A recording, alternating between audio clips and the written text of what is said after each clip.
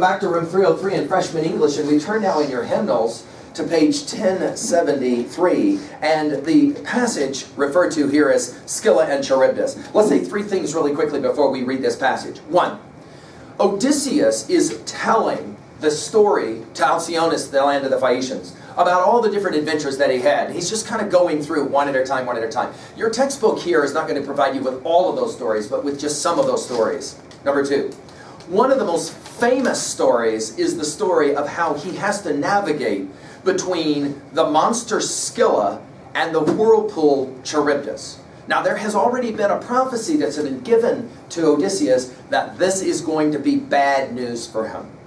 He has to make a decision whether he's going to tell his warriors or not about what they're about to go through.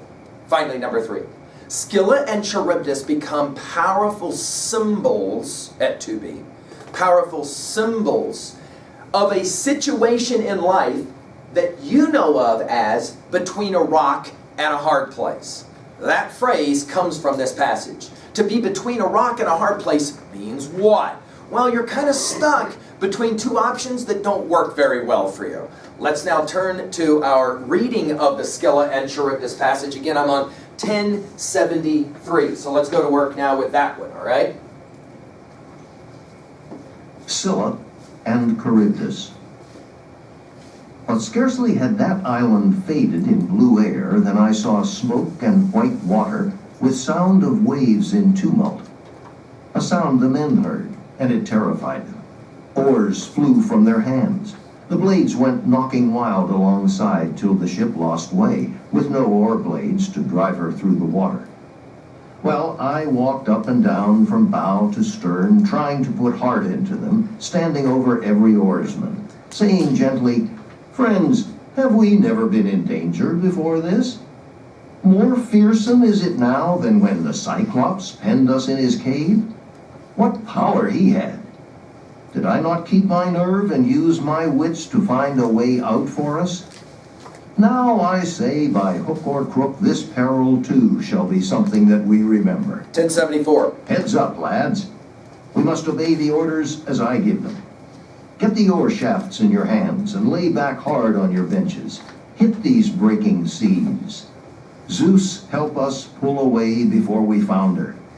You at the tiller, listen and take in all that I say. The rudders are your duty. Keep her out of the combers and the smoke. Steer for that headland. Watch the drift, or we fetch up in the smother and you drown us. That was all, and it brought them round to action. But as I sent them on towards Scylla, I told them nothing, as they could do nothing. They would have dropped their oars again in panic to roll for cover under the decking. Circe's bidding against arms had slipped my mind. So I tied on my cuirass and took up 2 heavy spears, then made my way along to the foredeck, thinking to see her first from there, the monster of the gray rock, harboring torment for my friends. I strained my eyes upon the cliffside veiled in cloud, but nowhere could I catch sight of her. And all this time, in travail, sobbing, gaining on the current, we rode into the strait. Scylla to port, and on our starboard beam, Charybdis, dire gorge of the salt sea tide. By heaven, when she vomited, all the sea was like a cauldron, seething over intense fire when the mixture suddenly heaves and rises. The shot spume soared to the landside heights and fell like rain. But when she swallowed the seawater down, we saw the funnel of the maelstrom, heard the rock bellowing all around, and dark sand raged on the bottom far below. My men all blanched against the gloom. Our eyes were fixed upon that yawning mouth in fear of being devoured. Then Scylla made her strike, whisking 6 of my best men from the ship. I happened to glance aft at ship and oarsmen and caught sight of their arms and legs dangling high overhead.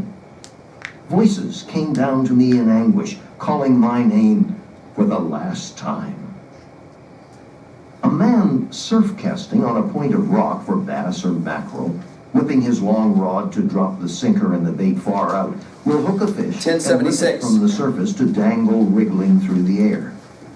So these were borne aloft in spasms toward the cliff.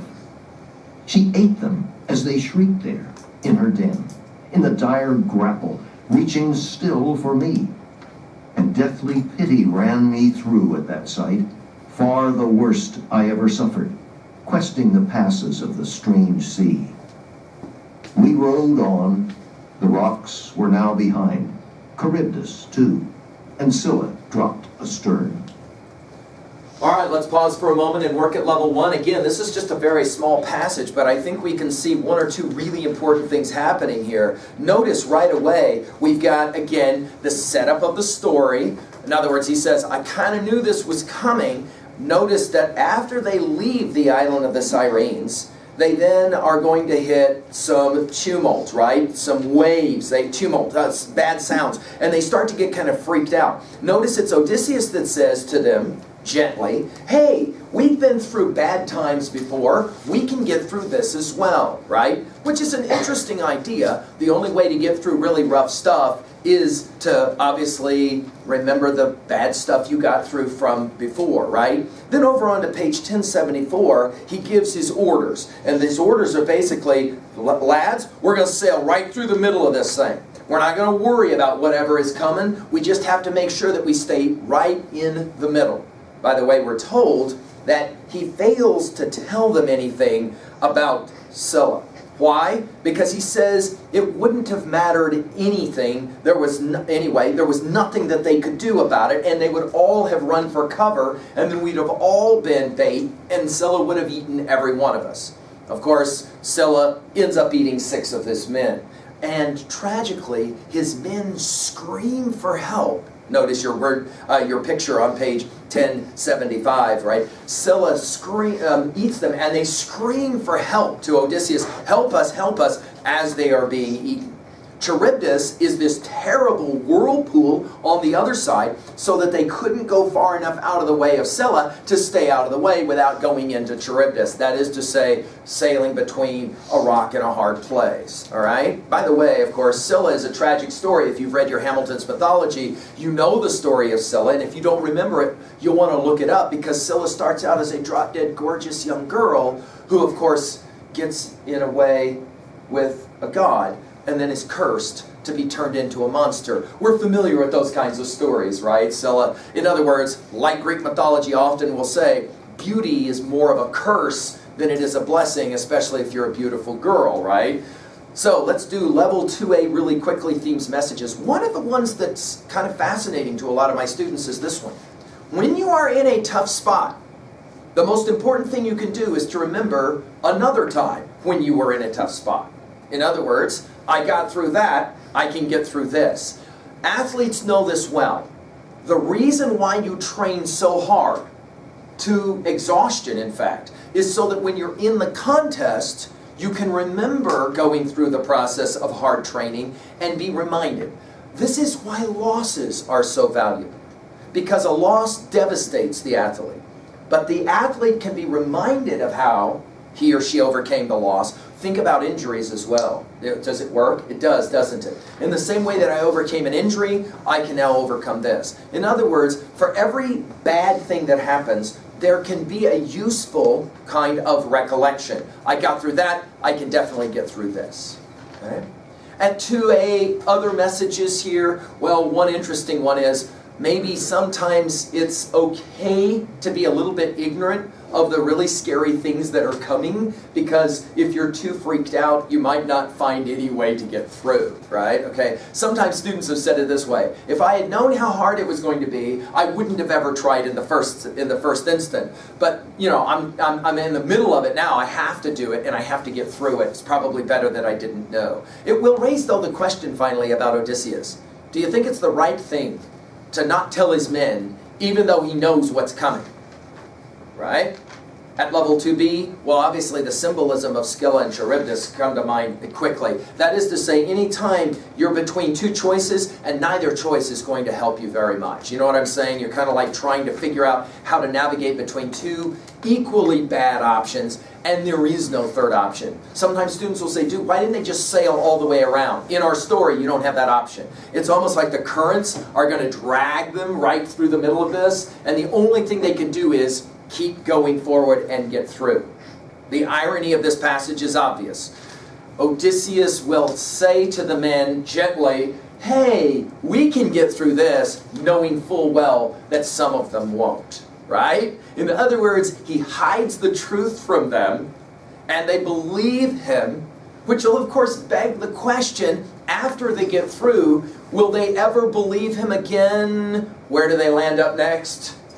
The island with the famous cattle, where he will tell them, don't eat the cattle, and guess what they will do? Not listen to him. So in other words, there's a bit of irony here, that it might be that they don't pay very close attention to Odysseus after this, because they're like, well, yeah, look, I mean, he told us the last time we were all going to be fine, and 6 of our guys got jacked, you know what I'm saying? So in other words, there's a bit of irony there. Of course, Odysseus is the king of irony. He has no problem with withholding information as an epic hero. He has no problem with lying to you. Right to your face, he'll lie to you, because of course this is who Odysseus is, right? This is the Odyssean character. He's a spinner. He knows how to spin things.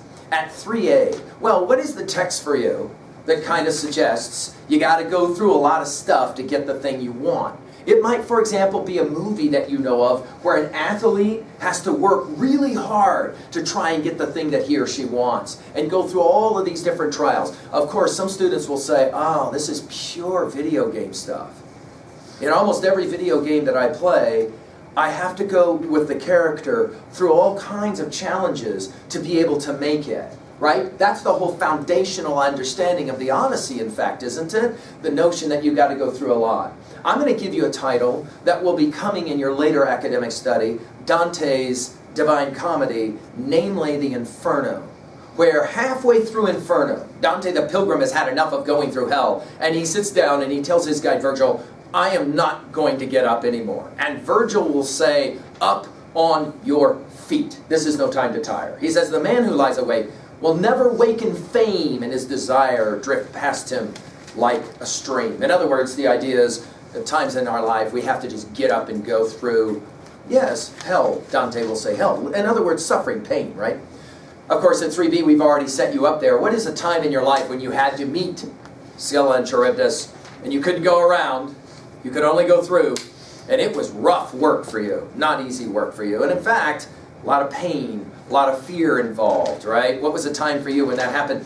You'll, of course, be reminded of those opening intro lectures to 303 where I told you about my young boy Mikey learning how to ride a bike, yes? He wanted to learn to ride the bike without training wheels, but he was afraid because he knew pain was coming. What was that time in your life for you when you met Scylla and Charybdis? And did you get through all the way? Or were you wounded in some way? That is to say, were you unscathed? Most of the time when you go through Scylla and Charybdis, you don't come out on the other side unscathed. Most of the time you come out wounded or hurt in some way, but you get through. You make it, right?